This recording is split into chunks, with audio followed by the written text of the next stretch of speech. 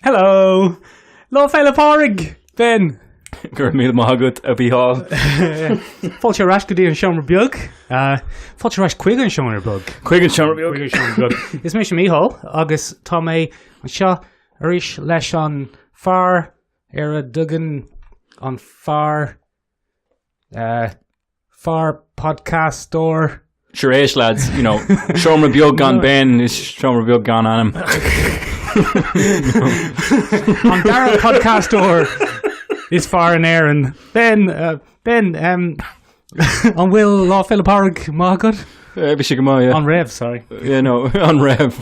Bhí sé go má, yeah. Ní rinne mór an bhí mé gobar den chuid is módóach. Is yes a bhí sé. Bhí mé sí mo thulag agus ag fécant ar cuairtear a bhís shite. Well, tá sé jazz a go reintíine dom hen. A then, on kill Tama. The music for the podcast. We don't actually have anything music, but I hope someone will mix them up for us.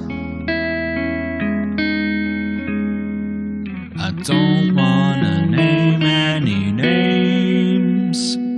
Rachel, I hope it's Rachel.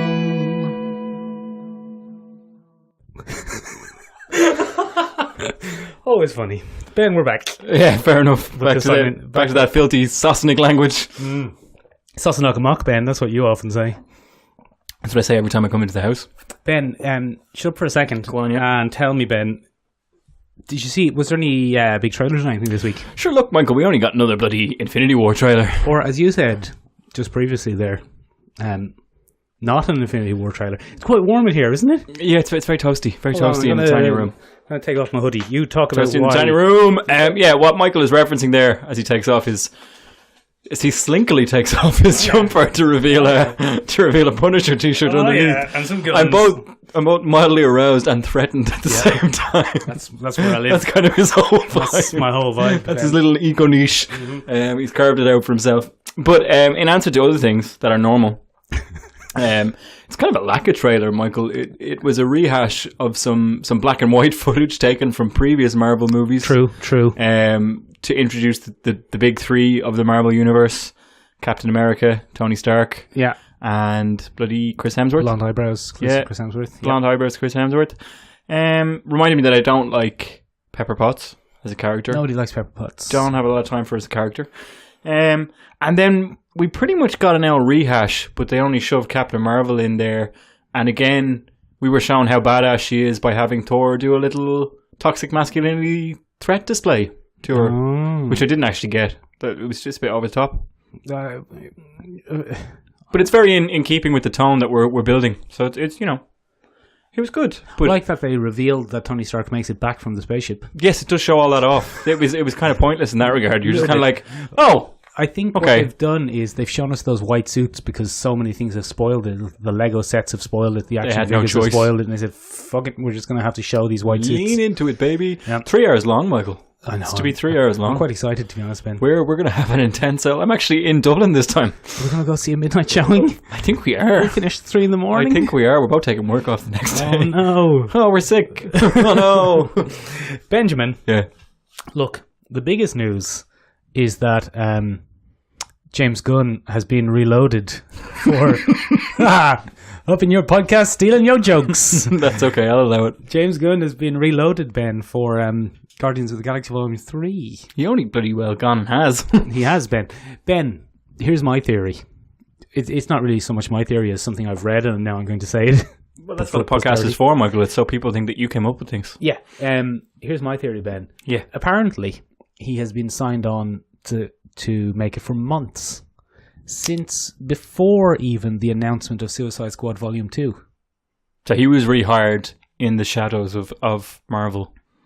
He was rehired while the backlash was still ongoing, essentially. Yeah, and they were just like, look, sit it out, Chief.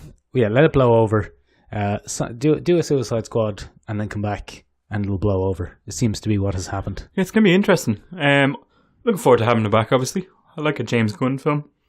when it isn't Slither. Yeah, right. I like Had a Slither. little hiccup. Oh, your parasite thing. Had a little hiccup. Yeah. Apart from Slither, can't do Slither. That's just very uncomfortable. I will never get over Michael Rooker's face in a gelatinous blob. You won't see Michael Rooker in Guardians 3, You'll have a unfortunately. flashback. There might be a flashback. We'll have an flashback. There's no way he's leaving Mikey Orr out of the game. Very good. M. Rooks. Yeah, Emmy Rooks. Emmy Rooks. Emmy Rooks works better. I think it does. Emmy Rooks is making a return. Although that sounds a lot like Emmy Rossum. He'll come back to the roost. The James Gunn's been reloaded, and Emmy Rooks is back back to the roost. Like the Russo brothers. All right, we've gone too far down the rabbit hole. Segway rabbit holes ruined. Ben Nebula is an Avenger by the looks of things. That's a bit unexpected. I think James Gunn wants to ride Karen Gillan. Is there anything wrong with that? No. But I think that's explaining how a character that was essentially just a bit of a foil for an initial character is now such a big deal. Well, it's not that she doesn't do a good job of playing a toxic former henchwoman. Toxic femininity. Well, I don't know. We're probably not allowed to say that. But yeah, it's she's never really brought any great pizzazz to it. She's quite one-dimensional as a thing. I hate Thanos. She does hate Thanos. Out of my way. Get out of my way, Thanos. Yeah. I have a robot arm, and I hate Thanos. Get out of my way. I am very, very modular. Yes, in that you can unclip shiny head. Then me break the thing anyway. I know we've talked about this before. Yeah. I don't like her makeup. I wish they would go back to the more minimal makeup of the first one. What? Explain this to me. Remember, in the first one, they spent 6 or 7 hours a day painting her head. She shaved her head. Yeah. And then they painted her head. Yes. And then the second one, and in Infinity War, they made a cowl. Oh, and it goes over her. Exactly. And it makes her look a bit rubbery. I think she can't emote quite as well, and she looks less like Karen Gillan. That's a shame. And it could be anyone then, really. You wouldn't really want to lose the Karen Gillan to your Karen Gillan played character. Karen Gillan would probably be upset. Yeah. But she's probably very fine. tall. She's very tall, Ben. Very tall. For a lady. For a man, not that tall. What height is she? I'd say she's probably my height. I'd say she's a bit more than you. You spin your wheels there. I'd say she's a bit more than you. Ben, for anyone who doesn't know, Michael has a complex. If you introduce Ben, any kind of physical attribute that may possibly surpass him, especially height. Especially height, and usually bicep diameter. No, that's fine. Oh yeah, she's pretty tall. She's 180. 1 meter and 80 centimeters. Thanks, but I need that in feet. I don't know. I don't know. Speak old fashioned. She's taller than Mick anyway. She is 3 centimeters taller than me. 3 centimeters taller than Mick, so she's pretty tall for anyone. Look, I mean, she's slightly above average as a man, well above average as a woman. Good for her. Yeah.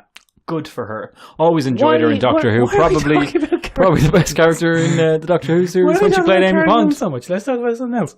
Probably shouldn't have ended up with Rory. That was always a weird arc in the old Doctor Who. I like Rory. Nah, I wasn't he was a big Roman fan of Rory. centurion, and he stood guard over for centuries. Yeah, but I mean that's just nice guy. It's like, look what I did for you. It's like, I didn't ask you to do that. Is nice guying bad now? Nice guying's always been bad, Michael. Look, brush up on your internet memes. Nice guying is where a man does favours for people and then expects sex in return. For example, standing guard outside someone's tomb for a couple of 1,000 years and then being like, now you gotta love me because I stood outside your door. The waves there look weird, but I'm not sure if they are weird or it's just because of the way you were talking there. I think I've got a very raspy voice today because I was doing a lot of wrangling of people. Yeah, no, it's fine. I was peeps wrangling. Benjamin, yeah, be quiet for a second, okay, and tell me, what else are we talking about? That's great. Look at those waves. Yeah, that's what I was doing. I was just seeing if I could make a steady wave. Captain Marvel, from one cosmic Marvel moment to the next. Last week we did a brief overview of Captain Marvel. This week we're going to do a spoilers review of Captain Marvel. More spoilers. So for those of you who have seen the film, stay tuned. Yeah. For those of you who haven't, stay tuned, but don't listen to the next part. Put your hands in your ears and go la la la la la la la. No, don't do that. There's a time code. You can just skip it. That can you? You can skip forward. And yeah. This shows you that I do most of the editing. Ben, okay. It was a very good film, I thought. Not amazing, but very good. No, very good. I would say it's possibly better than Black Panther. Oh. This is going to get me in loads of trouble anyway. It doesn't matter. Look, Michael, the two of us are white males. Yes. in between 20 and 40. Yes. We're exactly the demographic that will get in trouble regardless of what we do. That's Michael's professionalism. That's a text there Shining in for Ben there. from the Black Panther Appreciation Society saying, Shut your hole. Wakanda forever. You're racist. Tiny room never. Wakanda forever. I should really do this stuff for a living. But anyway, it was very, very, very enjoyable. Very enjoyable. Brie Larson was pretty good. She kind of not the best thing about the film. No, that's by Ben a mile. Mendelsohn. Ben Mendelsohn is the best thing about the film. Ben, let's get straight into spoilers because we talked about this last week. Okay, yeah. What did you think of the Skrulls being the goodies? I quite liked that retcon. Right. Because it explains why you don't see them in any other cosmic film if they're such a big terrorist threat. Is it a retcon then? I don't think it is. Skrulls are not heroes in the comics. Well, I mean, it's not a retcon though, is it? Cause it's it's a rewriting then. Yeah, it's just a simple. It's a reimagining. Simple reimagining. I much prefer the angle that they gave them in the film. I think it fixes a lot of problems because. First of all, I love that it's shot and everybody being like, "Oh, everybody's a Skrull in the next Avengers film." No. Look, Ben, no. It's nearly 20-odd years between the two films, though. Who knows what happens with the Skrulls in that They could time. become a bunch of bad eggs. They could. They could take a could. turn. Look at Ireland in the 70s compared to Ireland in the 2000s. Well, we're going back to Things the were Ireland very- in the 70s, so it's grand. Give it another 2 years. Things were very different, Ben, is what I'm saying, for the Skrulls. Things could be different for the Skrulls. We'll get the cranberries too, the gooseberries. Or the Skrullsberries. The Skrulls. Maybe Dolores O'Riordan was a Skrull. We should just to quite a quick pause from this strange and abstract rabbit hole again. We're doing the podcast at a later time because I was working today and it's Patrick's Day, and that explains a lot of the rambling that's currently going on in the podcast. We should really go back and rename the podcast the Rambling Man's Podcast. No, someone already has that. Our friend Rob. I still want to do surprisingly not virgins. No, we're not doing it. We're not. Would you get on topic? So, what did you what I think? wanted to say was the reimagining is very good. It saves her character a lot of bloody handing because now she's rescuing refugees. Yeah. She's not really condemning the Kree who saved her and blah blah. Even though they turned out to be a bunch of bad eggs anyway. They weren't great, were they? They weren't great. The Kree are never great though, and we kind of knew the Kree weren't great based on Ronan. It wasn't much of a twist. It wasn't much of a twist because Ronan kind of spoiled. Ronan looks much better in the Guardians of the Galaxy films than he did in the Captain Marvel movie. Well, he had time to mature. He looks much better in Guardians than he does in. Oh, you mean his costume had time to mature? Yeah, of course. He looked much better in the Guardians one, but that doesn't really matter. He's still a dick. Yeah, he's still a big dickbag. It was kind of interesting to see the Skrulls. Ben Mendelsohn, best thing about it. Yes. Very human element. Very The Next Generation. Very Star Trek The Next Generation. I thought finding the ship with all the memorabilia from Earth and stuff like I can see what you're saying. Very strong elements of, oh my god, we've been wrong. I could just imagine Patrick Stewart going, "You're the refugees." I think terrible. Star Trek The Next Generation was ever that on the nose, but yes, I see your point. But you know what I mean? Yeah. My god, we've been wrong all along. They were the good eggs. They were the good eggs. In my day, we would have just killed them all. We would have annihilated them. Yeah. But Ben, what did you think? We alluded to this last week about Nicholas J. Fury losing his eye to essentially a bit of playful mistake. I'm kind of torn. On the one element, like Natalie Imbruglia. A little bit, yeah. I'm lying naked on the floor. I'm actually not. I don't think I'd fit naked on the floor in the tiny room. There's not that much space. So it's sticking you. So rambly. But I'm in some ways Natalie Imbruglia all over the place because I do think they wasted a very good opportunity. And I think that many fans will be let down by the fact that it's such a throwaway moment. Mm-hmm. But on the other hand, I like that he manipulates it to move further up in the S.H.I.E.L.D. ranks and gain respect from other members of S.H.I.E.L.D. by pretending. By pretending. It's very Nick Fury, very cloak and dagger. He's compartmentalizing. He's compartmentalizing. I enjoyed a more boisterous Nick Fury. I enjoyed a younger Nick Fury without maturing. Thought Samuel L. Jackson was in the top 3 best things about the film. He did, however, get an awful lot of screen time. He did. I mean, it was a buddy cop film. It was it was Captain Marvel and Nick Fury, not just Captain Marvel. I didn't realize when we went to Comic-Con 2 weeks ago, Michael. Yes. We had a great time. Last week, Michael. We had a great time. We have a video there if you want to check it out on the YouTube. Check it out on the YouTube. I didn't realize how good It's a Tink Things cosplay was. Oh, yeah, I told you. After filming, until after we saw the film, I was like, oh.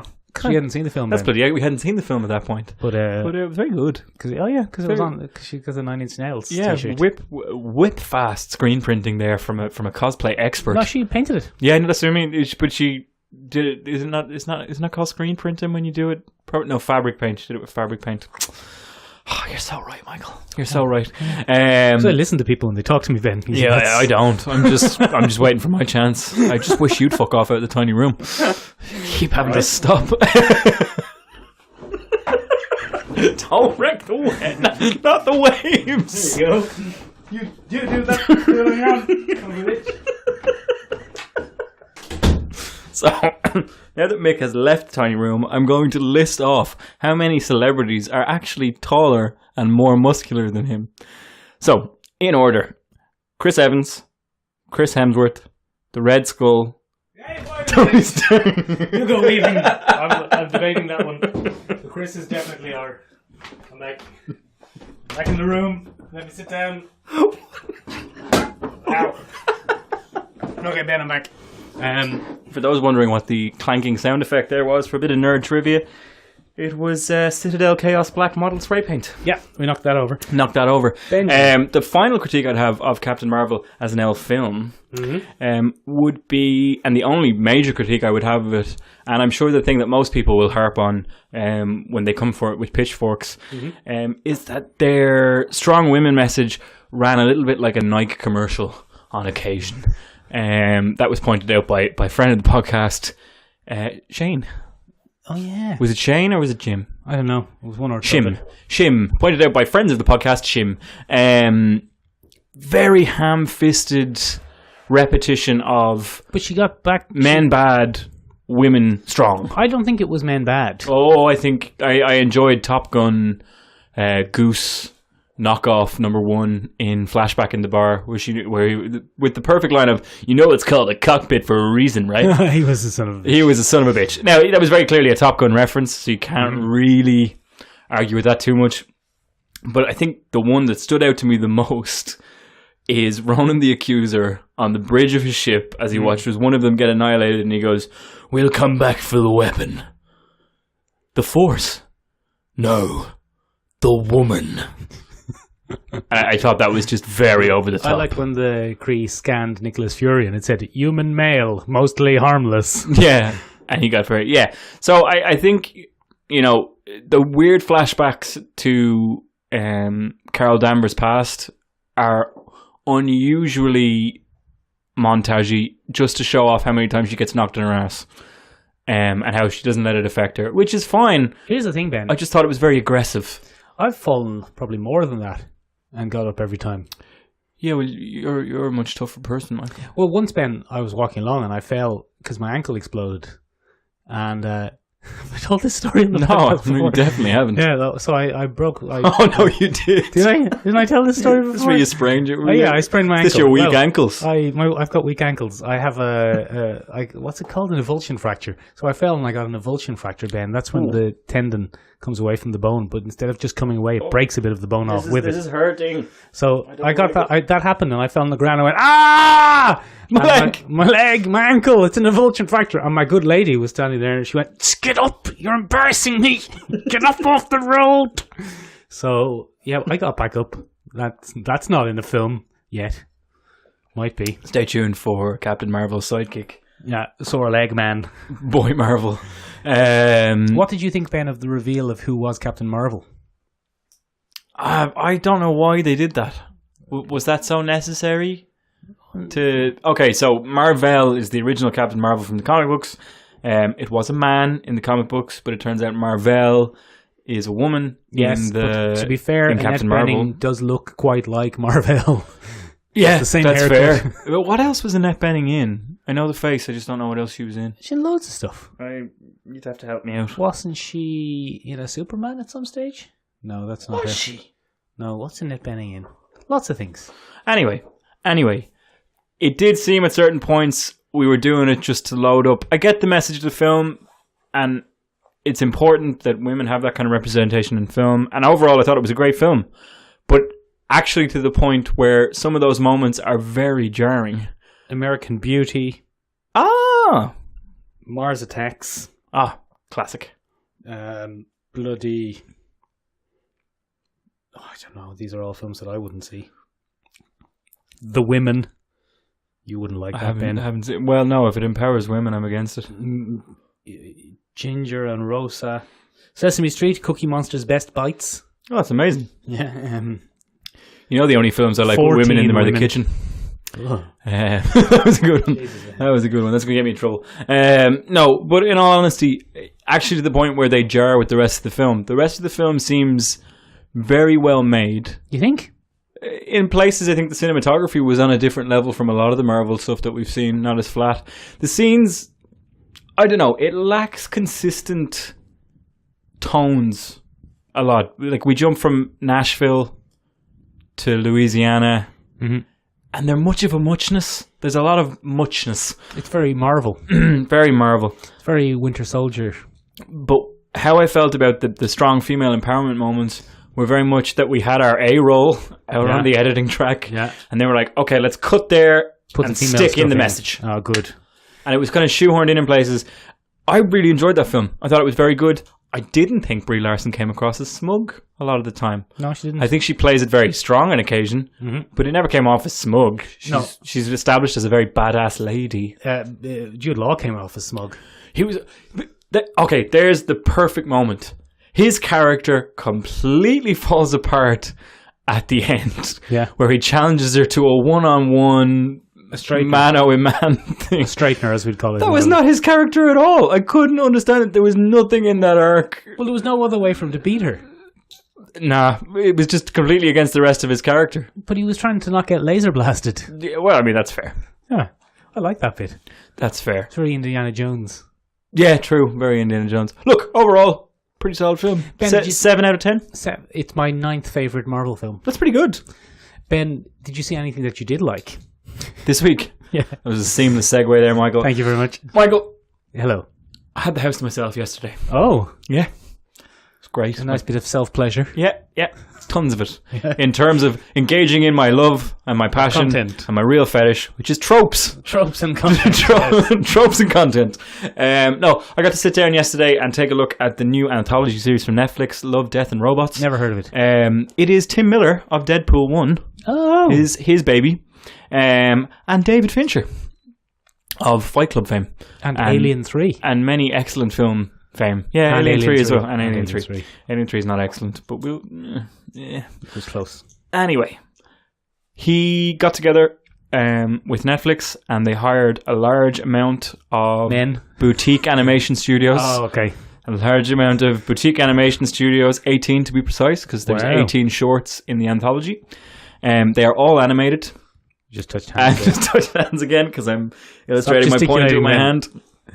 And they are absolutely phenomenal, Michael. They have everything. What are they about? Love, Death and Robots? That we have. Love, Death and Robots is kind of a catch-all term for the overall series, like any good anthology. An anthology, by the way, people know what an anthology is. I don't have to spell that out. A Twilight Zone, then. A Twilight Zone, something like that. They have all the things we love, Michael. There are sci-fis, there are robots, there are space operas, dystopias. We do a little bit of mythology rewriting. We have stranger than fiction kind of moments. We have homages to classic kind of sci-fi tropes and literary moments. We have philosophical stuff. We have now cosmic horror.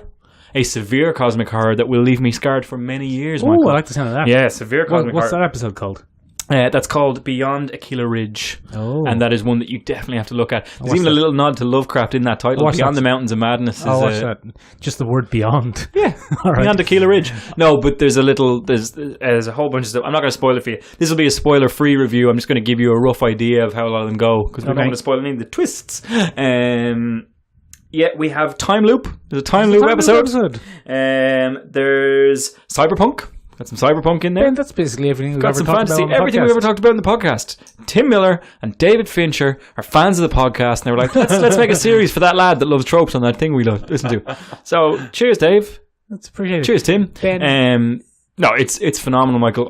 I've sorry, you were going to say something there. No, go on. I was just going to segue, but go on. You're going to say something. Oh, sorry. No, just in terms of, I think my favorite thing about it is because they gave it to 18 different studios, we get 18 radically different things, styles. And I was listening to the interview with Tim Miller, who gave an interview to Collider about it.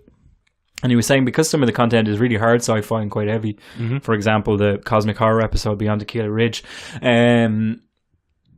he has what he calls palate cleansers in between. So you get a nice mix of humorous kind of shorts with things. Each one is about between 6 and 17 minutes long. That's all. Depending on where you go. Each one of the shorts. ones. So you can binge the whole damn thing in a sitting if you want. I got up to episode 14 yesterday before I remembered I had work in the morning and had to go to bed. But it is absolutely phenomenal. But some of my personal favourites, Michael. Do we have time for some personal favourites? Yeah, lots of time. We have some time for some personal favourites. The ones that I would strongly recommend that you watch are... Hit us. Good Hunting, which is an amazing... Goodwill Hunting. No, I'm not in this particular case.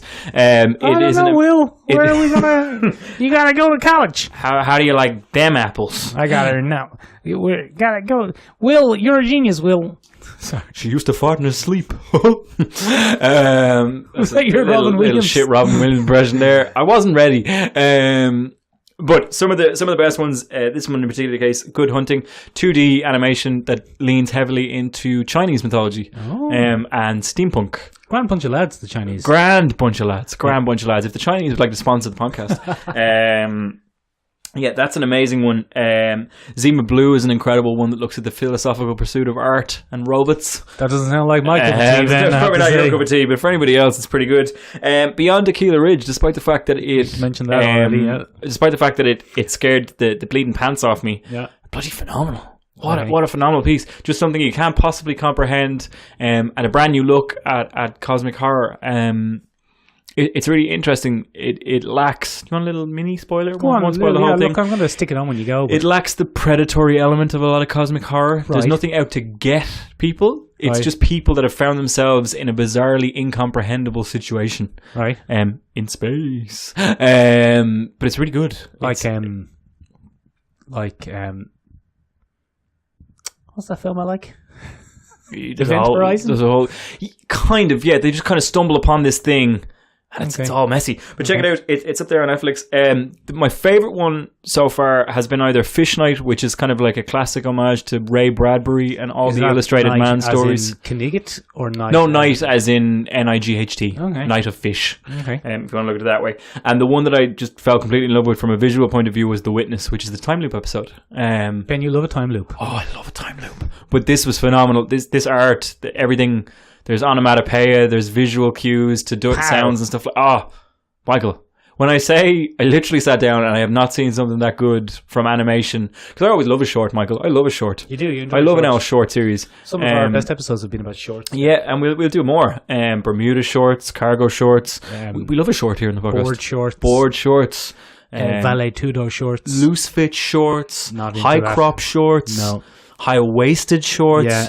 Boyfriend shorts, girlfriend shorts. We've done them all. But yeah, outside of that, it's just a phenomenally beautiful thing. And Tim Miller was talking about it on the interview that he gave, and he said, a lot of the studios really kind of fell in love with the work they were doing, and they spent extra time on it and stuff like that outside of budget. And it really shows. It's just this phenomenal collection. I really couldn't get over it. Everyone I watched, I was just like, I don't know if I'm going to like this. And then I was like, that's fucking brilliant. It sounds like the sort of thing, Ben, that I wouldn't watch unless someone literally forced me to. So I think you have forced me to, so I will. It hasn't been pushed massively from what I've seen, but there are some phenomenal horror episodes, Ben, in it. The funny thing is, it features all of the things we often talk about on the podcast. Oh no, this was custom made for us, Michael. But the funny thing is, because usually on St. Patrick's Day, Ben, we talk about Irishmen Sa Spas. We do. Speaking of, Michael, one of the episodes in the anthology, which I completely forgot to segue into, which we definitely planned at the start of this, features a bloody Northern Irish woman, Sa Spas. Oh, go on there. She gets trapped in space. In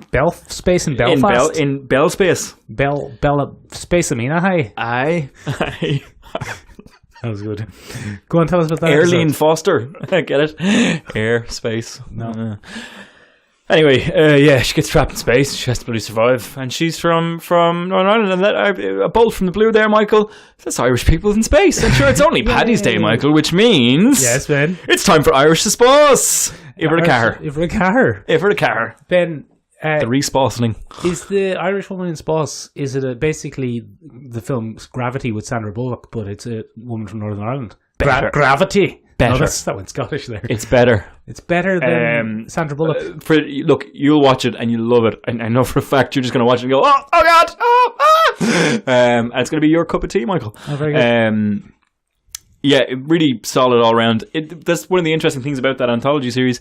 Lots of Irish characters. Oh, really? A couple of Irish written episodes. I'll get out of here. Did Cartoon Saloon do one? I think they possibly did. I have to look it up. I didn't get all the things, so I'm going to look up a list. Or if they did, the pencil I'm currently fondling, did Boulder Media. do one? I would put my money on either Boulder Media or Cartoon Saloon doing the episode Soul Sucker.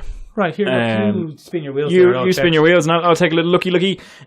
So, anyway, I was sitting there, and fate would have it, it's a Sunday. It's bloody Paddy's Day. Yeah. We'd have to do another Irishmen Sa Spas. So we went back and we had a look again, Michael. Yes. We started having an owl peek around. What's it called? Love and Robots? Love, Death and Robots. Love, Death and Robots. Love, Death and Robots. Cyberpunk episode is very good as well. Like, they're all very good, but those are my 6 personal favourites so far. Bear in mind, I have 4 left to see. Left to see. If anybody else has seen it and wants to tell me what their favourite episode was, or just wants to DM me so I can, like, spin my wheels about this, because I'm having a great old time. Just DM Ben. Just DM Ben. Anyone DM Ben, whatever you want. Yeah. What did you say the one about the cosmic horror was called? Beyond Aquila Ridge. Beyond Aquila Rift, Ben. Aquila Rift. Sorry. Sorry there for... it doesn't say who made them, so... Instant retraction. Instant Ben's retraction. Look, Ben, it doesn't say on IMDb. Look, we'll find it. Made them. What's the Irish woman in space called?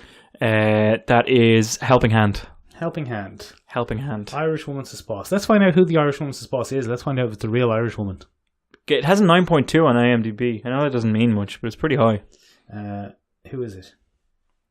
Ellie Condren. That sounds like a real Irish woman. That is a real Irish woman. Has some of our favourite actors, the character actors from male sci-fis in it as well. Like, it's very well staffed, stocked. Good. Nolan North, famous video game and Deadpool voice before Deadpool voicer. Yeah. Well, he didn't ruin it. I think he probably made it better. Yeah, well, Ben. So Irishmen Sa Spas is our semi-recurring series. It is at this point. It is our definitely recurring series because we're on number 4. We're inspired by the Power Rangers Sa Spas from the early 90s. Yeah. We take a look at some of the most famous, for good or for ill, Ben, incidents of Irish people in popular culture. Usually for ill, Michael. Usually for ill. Usually for ill. Ben, this segment of the podcast is now taught in adult education courses. It actually is. We've been sponsored by Young Broadened Minds. Yeah, it's quite nice. Yeah. So Ben, I have done us a favour. Go on. And I took a look, Ben, at 2 episodes, in fact, of Star Trek Voyager. Bless your heart. Ben, Star Trek Voyager wouldn't be your favourite Star Trek. It's Next Generation or bust for me, and Next Generation at a push. Next Generation, yes. Nostalgia fuels my Next Generation thing because my grandfather used to watch it with me when I was younger. Well, Benjamin, these 2 episodes of Star Trek Voyager, a little bit of fun trivia about them. Go on. They were the first one in particular was the first Star Trek episode broadcast in the new millennium. Huh. It was the first Star Trek episode in January 2000. Trailblazing Sa Spas. How old were you then, Ben? The year 2000. Yeah, January 2000. This is always fun. Real fucker, 9. One of my favourite games. You're real. And then the episode is called Fair Haven. Am I 9? Was I 9? I don't know. You're not going to tell me? You fucker. No. Shit. I think you were 8. What year were you born? 91. Oh, no, you were 9. Oh, thank Christ. What? Oh, shit. No, May. Wait. No, you were 8. I was 8. Fuck. What were we talking about? Yes, Fair Haven. Ben, you know the premise of Voyager, I'm sure. Deep voyage. They're stuck in space and they're traveling back, and they're going to be in space for 70 years. And Thomas Eugene Paris, who's a bit of a prankster and he was kicked out of Starfleet Academy for being a rogue element. I thought it was Q. No. Mistake. Q is Next Generation. Q is in every Star Trek series post Next Generation. Really? He is indeed, Ben.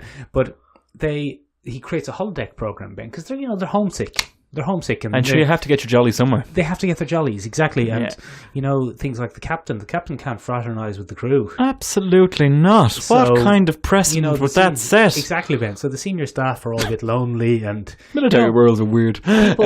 People are lonely, and they need a bit of relax. So Tom Paris, he programs a holodeck program called Fairhaven. And isn't Fairhaven only based on an Irish coastal town from the beginning of the 20th century? Howth? It could be Howth, or it could be Dunleary, or one of the coastal towns we have knocking around. Yeah. It's nice and vague. It doesn't say. It's not specifically the Dublin area, or it could be Northern Ireland. Based on the accents alone, Ben, it's anywhere in Ireland, because one of the criticisms you could definitely level against the episode Fairhaven is a deep inconsistency of accent. So we have a little bit of this, and then we have a little bit of that, do we? And there's a few of them who are talking like that, and then you have a few talking like this. And then, of course, you have a few talking like that. There are a few talking like that. Absolutely. They're from 33, Ireland. Sure. So, yeah, the accents are all over the shop. So, it has its ups and downs, Ben. Let's just put it that way. It has its ups and its downs. For those of you that can't see, which is everybody, because this is an audio medium. The most uncomfortable shrug just rippled its way across Mick's shoulders. He's just like, look, you just see the rolling shoulders. Then it has its ups and its downs. Sure, luck doesn't everything, Michael. Doesn't everything. So it's not a life or death episode. Yeah, obviously. Obviously, it's filler. It's a bit of a filler episode. It's a bit of a character study. In particular, it's a character study of Captain Catherine Janeway. Captain Catherine Janeway. In the episode, we learn that Captain Catherine Janeway is a scholar, a scholar of ancient Irish culture. I'm sorry? Yeah, she's interested in Irish culture. Well, I mean, Catherine. I mean, it could be Irish. Could also be British. It could be. It doesn't matter. She comes to the town. Ben, a little bit of trivia here. I watched this episode on Dailymotion. It's quasi-legally. That's not legal. I know, and one of the ways that... you're wearing this one. One of the ways that they kind of stop the algorithm from detecting it is by flipping it. They flip the episodes. Oh, yeah, that's classic. It's mirror image, right? Which normally doesn't matter at all. But Captain Janeway comes into the pub in Fairhaven. I can't remember what it's called. It's the Ox's Titties or something like that. She comes into the pub. Classic old pub name. Yeah, and she goes... Oh, very good, Thomas. This is very authentic, but the only thing is, you've got the harp above the bar the wrong way around. And then it cuts to the harp, and it's the right way around. Perfect. It's perfect. So that's a little bit of trivia if you're going to watch it on Dailymotion. What are you doing? I'm trying to fix my what are you doing with your mic? Pop guard. Your pop filter. Stop it. You keep spinning your wheels. I'll keep fixing the stuff. So, Ben, Captain Janeway meets the barman of the pub of the Oxen Titties. And his name is Michael Sullivan. And terrifyingly, Ben, Michael Sullivan is played by an actual Irishman. An actual Irishman. Ben, please, fucking stop. What are you doing? You look like a child. What is going on? Look, I'll fix it for you here. Just talk into the mic. Okay, sorry. He's played by an actual Irishman. Which actual Irishman? Fintan McKeown. Don't know. He's not massively famous. He was in Game of Thrones, but nearly everyone in Game of Thrones was Irish. And that's true. This episode of two episodes of Star Trek Voyager, and she kind of falls in love with him a little bit, even though he's just a hologram. But he's a hologram. Exactly. And they stay up all night having the chat and throwing the rings, because everyone throws the rings. Oh, yeah. Sure, we were doing that last night. We had a bit of an ring throw and an arm wrestle. A few pints and rings. But then, Ben, here's the twist of the episode, essentially. The captain, Catherine Janeway, she's called Katie O'Clair. In the town. Stone's throw from Kitty O'Clair. Katie O'Clair, and because she says that her aunt is from Clare, and her name's Kate. Oh. And he calls her Katie O'Clair. And she falls in love with him, but then he introduces her wife. And then the moral quandary of the episode is introduced to Ben, because she decides to go and change the parameters of his program a little bit. So what's the moral quandary? Well, she changes him to be more what she's in. She kind of falls in love with him a little bit, and then decides to make him more what she wants.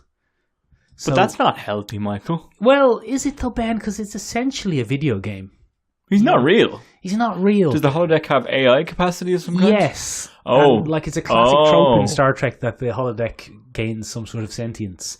Remember, there's a character on Voyager who's a holographic doctor who becomes sentient. Basically, if you leave a hologram running long enough, It gathers enough information it becomes sentient. Okay. Which is a whole moral quandary that they only kind of barely skim over a few times in Star Trek. It wouldn't But be Star anyway, Trek if we didn't skim over a few moral quandaries here and there. She decides to make a few improvements. So she gets rid of the wife. Good woman. She deletes his wife. She makes him 3 centimeters taller, which is exactly how much taller Karen Gillan is than I. So you would definitely take that program upgrade. Oh, lovely. Yeah, absolutely. And Ben, she asks for him to have a bit more depth. And the computer says, specify. And then she says, a bit more of an edge. And the computer says, specify. And then she says, give him a bit more curiosity about the world outside Ireland. And give him the education of a third-year student in Trinity College. Ben, she basically makes you. So then, has this entire bit been leading to the So then, when she goes back in, he's reading a book of poems, and he's pontificating about rhyming schemes and iambic pentameter. I'd love to say that that's not me at all, but it actually kind of is. Oh, it's bang on. I love an iambic pentameter. She So then, she falls in love with him, and then the whole thing is that's really the episode, Ben. So what happens? Nothing really. What do you mean? Does she write him? She doesn't say. That doesn't sound like me at all. I mean, it's strongly implied that she has. Leave the Transformers alone, you son of a bitch.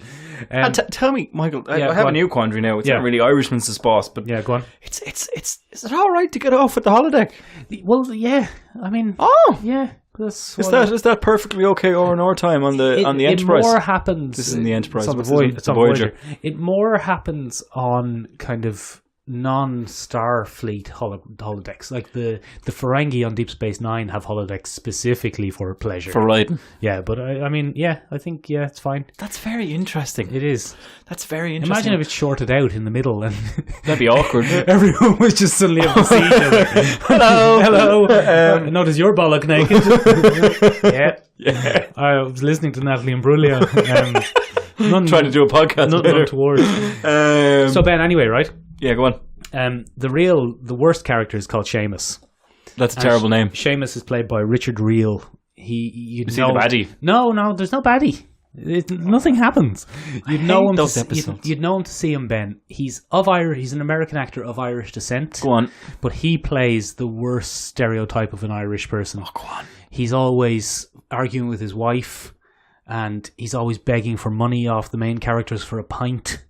You're like, hello, Thomas, young Tom, let me tell you about me wife, and we had a disagreement. And let me tell you a story, 22 verses long. All I need is 3 shillings for a pint. And then Tom gives him the pint. Oh, you're like, fucking get out of here, you son of a bitch. Fucking hell. But then, the follow-up episode is a bit better.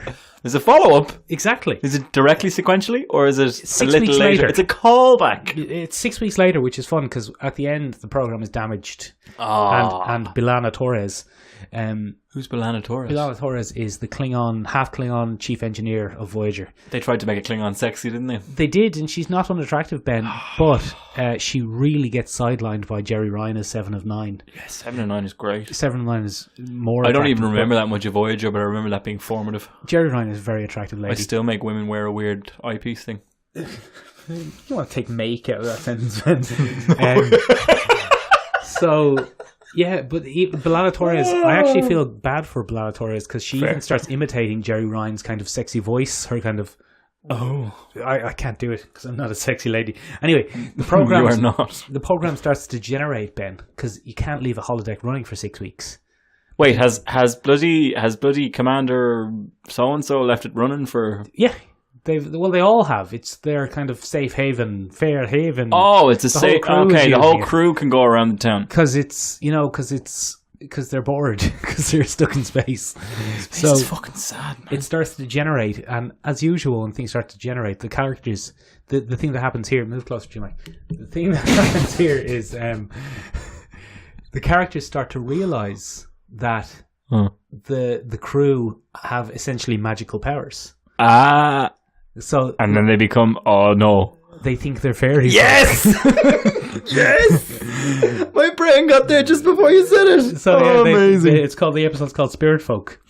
And the crew, the townspeople basically capture some of the crew because they think they're spirit folk. Gas. And it's up to Katie O'Clair. Katie O'Clair beams Michael Sullivan out of the hologram to show him the spaceship. And they negotiate a peace. And then they shut the program down.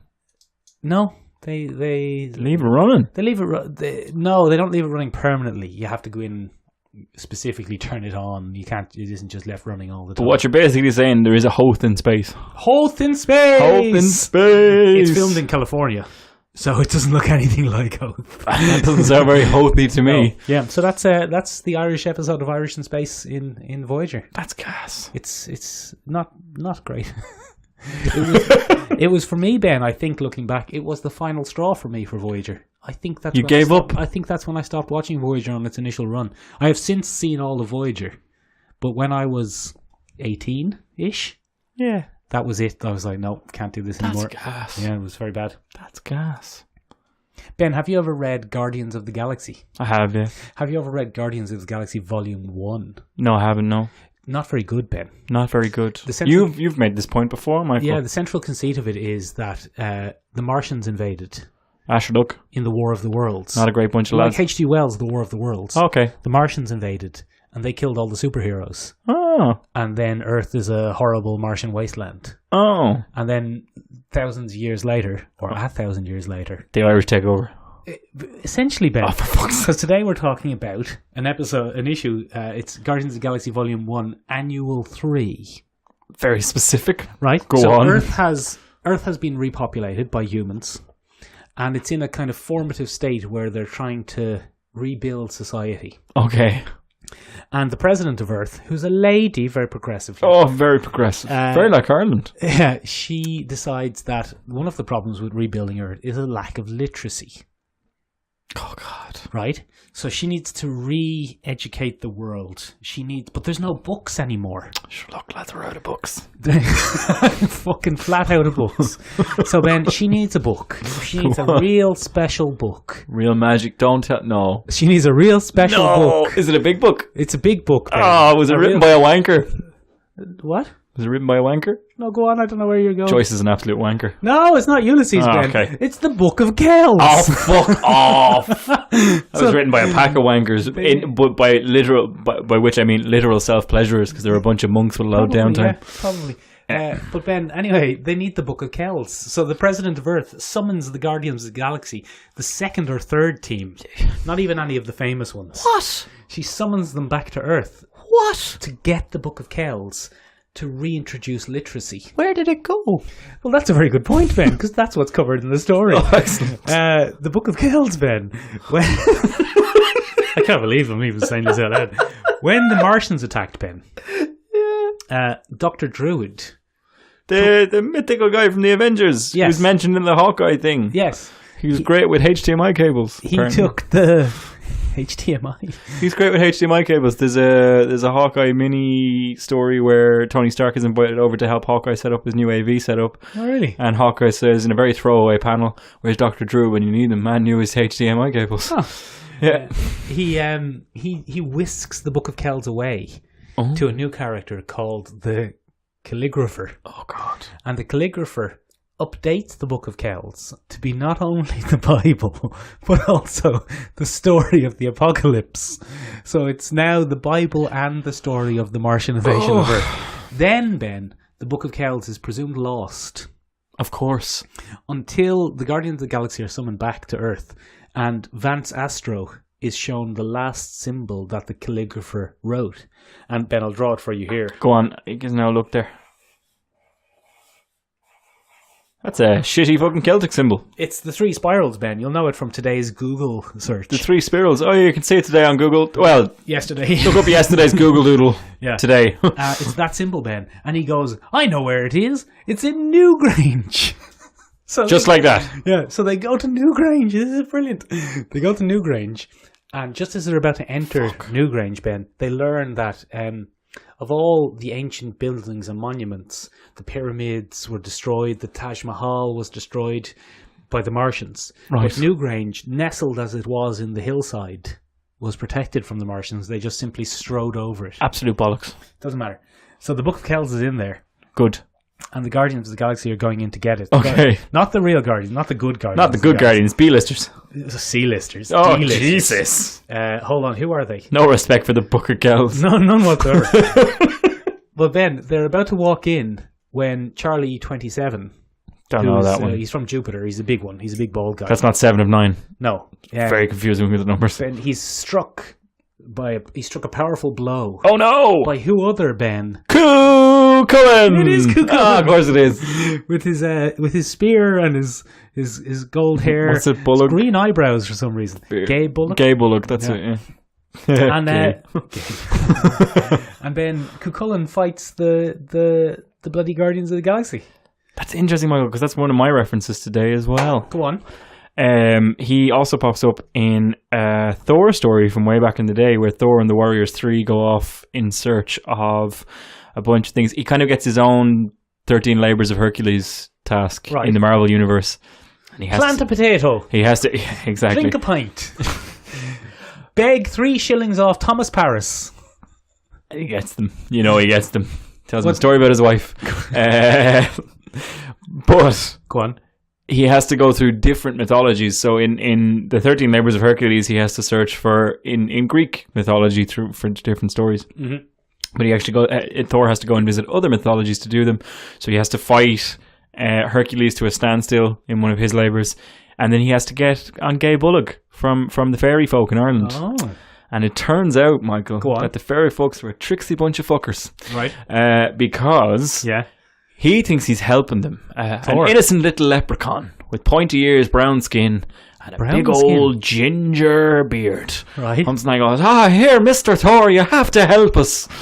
And he says, oh, of course, verily I will help you. It's really old school kind of Thor stuff.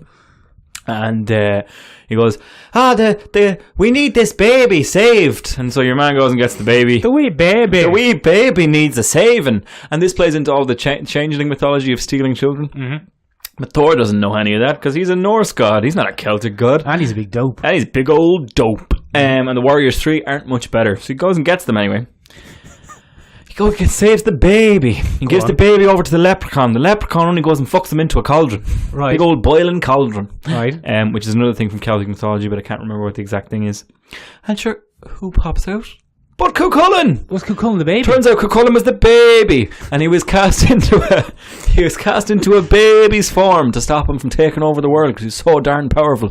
Cuchulain? Cuchulain was so darn powerful that he had to be so fierce a warrior was Cuchulain that he had to be cast into the form of a baby so he wouldn't take over the planet. What was he again? Sorry? He was a baby. Oh, very good, yeah. And so anyway, he pops out of the cauldron. Fucks the old Gay Bullock straight into Volstag's head, cuts it clean off. Oh no, Volstagg! It's a whole thing. And it turns out he's this huge, monstrous warrior. Because that's what he is in the mythology. He has a thing called the warp spasm. Yeah. Rough translation. Very similar to the character we talked about before, who was heavily based on him, Slain. Yeah, Slain, exactly. Very, very heavily based on him. It's kind of a pagan hulking out, I suppose, if you want to look at it that way. He doesn't do that in the Guardians of the Galaxy.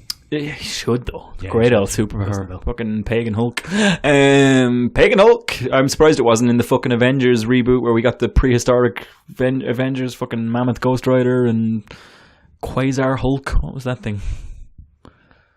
You read them. I didn't really read them. I remember seeing them and being against them. Yeah, Cosmic Ghost Rider popped up at one point. Cosmic Ghost Rider was quite entertaining. Frank Castle's Ghost Rider was back on good. track. Sorry. Back on track. Yeah. But that led me down my own merry path. Well, hold on. Is he a baddie? He's a real bad egg. Thor has to defeat him and turn him back into the form of a baby to stop him from doing it again.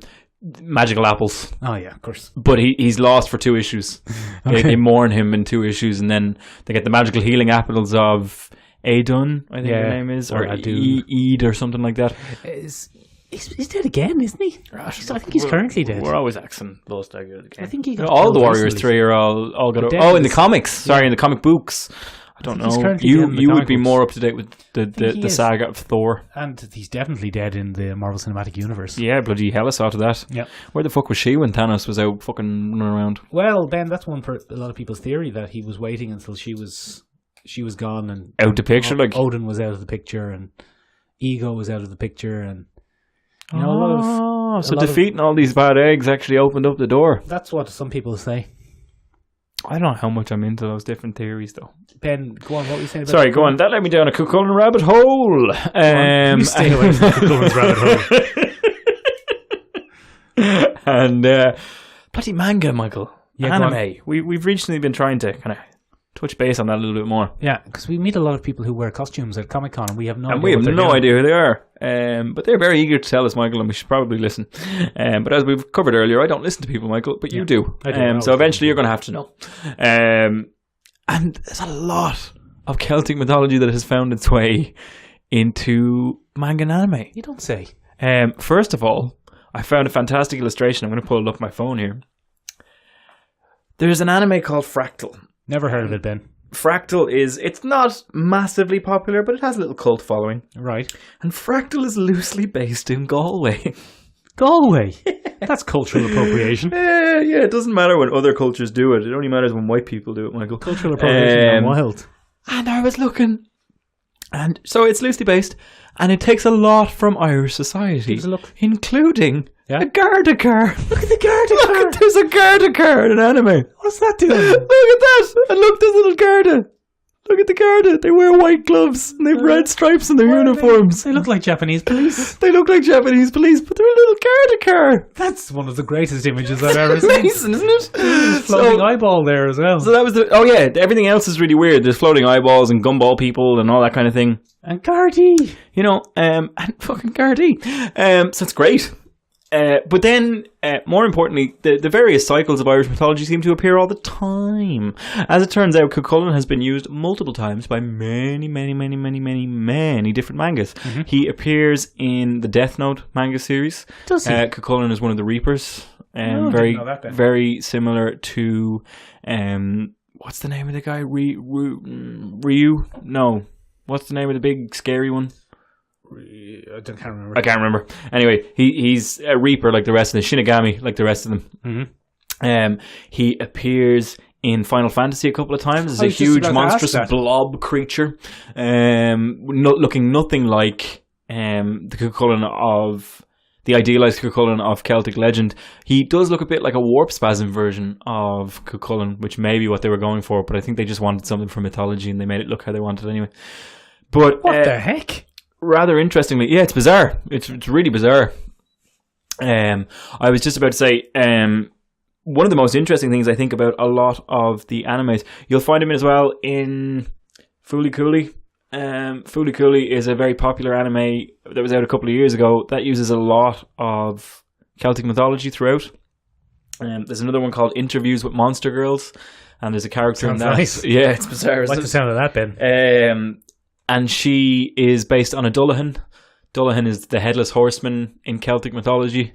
It drags the carts from hell with souls trapped inside it. So we have Dullahans over here, and she's a Dullahan, and she directly says that. But I think it's something like Dullahanu. They had a U at the end, because classic Japanese anime. Ben, I'm just reading here about Cuchulain in Final Fantasy. He doesn't even have anything to do with the Irish. No, they just took the name. They just took the name. It was real bad eggdom. Cultural appropriation at its worst. No respect given to the source material at all. Whatsoever, no. Yeah, it's very bizarre. Huh. And then probably one that many people are familiar with is the Morrigan character. Yes. From Deathstalkers, the game. She's now Succubus. Morrigan Ainsland. Morrigan Ainsland, yeah. She's Scottish, though. She's Scottish, she is. But I said Celtic mythology. So good lad. My ass. Good lad, yeah. There'll be no tricky Ben's retractions today, my friend. But one of the things I found interesting about all of the various Cuchulain iterations, there's another one where he's very, very slim and wears a skin-tight uniform. I can't remember the exact thing he's from, but you can look him up. Just look up Cuchulain in anime and you'll find him. Spiky hair, skin-tight blue bodysuit, and an L-gay bullock in his hand. And the reason that the animators put him in a skin-tight bodysuit is because Celts used to fight naked with blue paint. Oh yeah, that makes sense. So they put him in a skin-tight blue bodysuit. But what's very interesting is he's often very effete. In many of his iterations in manga, not unlike many manga characters, but none of them touch on the old warp spasm version. Holy moly! Yeah, there you go. Fan art. Because look, He's as naked as the day he was born. No, I think that's a little bit of actual Cuchulain. Oh, holy God! Yeah, he's in the nip. He's in the nip, Michael. Let's not lie. Why does he have blue hair? Why not? The old animes, what are they at? They're just sneaky. Stop stealing all our cultures. So yeah, it's kind of fascinating, Michael, to find out that there's so much anime stuff going on that borrows from the old Irish themselves, Irishmen Sa Spas. So anyway, that's it from us this week. Michael's gone down a rabbit hole now of just looking up the various odd things that we can see in anime. Go do yourself a favour there on Bank Holiday Monday. Have a look at all the weird cultural appropriation that the Japanese get away with. Not a slap on the wrist. Not as much. Not a slap on the wrist. Me and Michael are off to Fairhaven for a bit of R&R. Buy me a pint. To score a few shillings off an L gommel or two. Listen, if you have any more examples... We'll probably talk to a Colleen. Talk to an old Colleen Banya. If you have any Irish representation you'd like to talk about, seriously, because we are running short. We are running short. We'd like a few more references. Look, they're always inventing new characters. We do have weirder ones. Ben, I had a look at Seamus Harper from Andromeda. Oh, well, let's keep it for the next one, Michael. Well, but he's Boston Irish, so I don't know if that counts. That doesn't count. We're not counting that. They like to think that, but I'm not giving it to them. I'm not giving it to them. You can stay over there in that America. You didn't want us in the first place. If anybody watches Love, Death and Robots, give us an L shout there. We'd love to hear what your favourite episode was. If you have any other recommendations. Did you enjoy Comic-Con? Were you at Comic-Con? Let's give a shout out to our friends there at the Superior Comic Show. Yeah, they were very kind. They gave us lots of shout outs. They did. There, Michael. So a big shout out to them. If you like what we're doing, you'll probably like what they're doing. Go over there and check out the two lads there. Great bunch of eggs. Yeah, basically imagine if they were like us but slightly more embarrassed. Yeah, well, that's fair enough. I do have the brazen audacity of Michael to back me up on whatever we're doing very audacious, on the podcast. He's just got stones for days. Also, big shout out to the Dublin Comic Con who let us run around and actually interview people. Oh yeah, great bunch of eggs. It was a lot of fun. Lads, yeah. We had a good old time. Check out the video. Reverse shout out for Jason David Frank, who's a bit of a knobhead. That's going to get us in trouble. He's never going to be on the show. Yeah, we're never going to have. We don't want him anymore. Sure, look, in classic Irish fashion, a quick sign off. Feck you, yeah, Jason. Yeah, get out of here. J.O. Right, bye. Bye. Look, like it's...